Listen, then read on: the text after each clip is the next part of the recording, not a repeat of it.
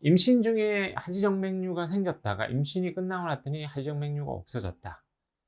는 환자분들이 있습니다. 그런데 그런 환자분들도 굳이 병원을 와서 검사를 하고 하지정맥류가 있으면 수술을 해야 되는지 이렇게 궁금해 하시는 분들이 있는데요.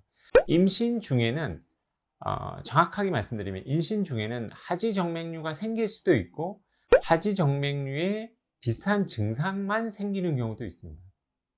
그러니까 이게 무슨 말이냐면 임신을 하게 되면 우리 몸에 있는 그 여성 호르몬 수치가 급격히 증가를 하면서 그 호르몬 영향으로 인해서 몸에 있는 정맥들이 많이 확장을 하게 됩니다.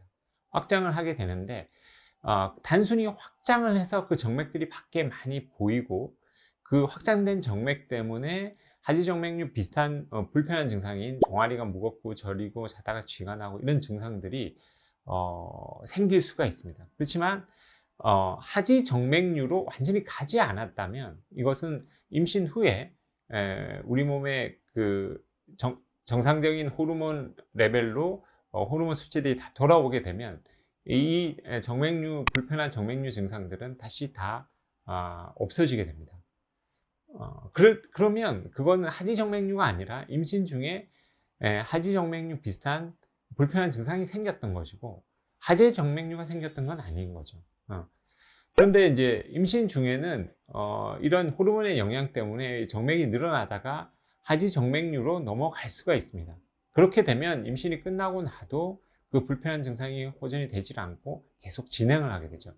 그래서 임신 중에 단순히 하지정맥류 증상이 있었다, 불편한 증상이 있고 밖에 혈관이 좀 보였다고 해서 그게 반드시 하지정맥류 였다는 것은 아니라는 말씀입니다. 그래서 이 하지정맥류가 되려면 이 복제정맥, 우리 다리 쪽에 있는 복제정맥이 이렇게 정상적으로 있는 상태에서 밸브가 다 붙어 있는 상태가 아니라 밸브가 완전히 벌어져서 변성이 온 상태로 완전히 넘어갔을 때 하지정맥류로 진행을 했다고 말씀을 드리고요.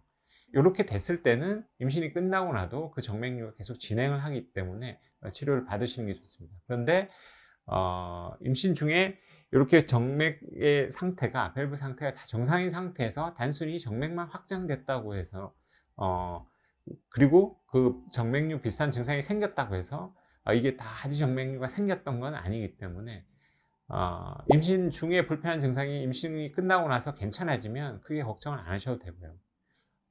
임신이 끝나고 났는데도 그 불편한 증상이 계속 남아있으면 이렇게 하지정맥류로 진행했을 가능성이 높으니 병원을 내원해서 검사를 한번 받아보는 것이 순서라고 말씀드리겠습니다.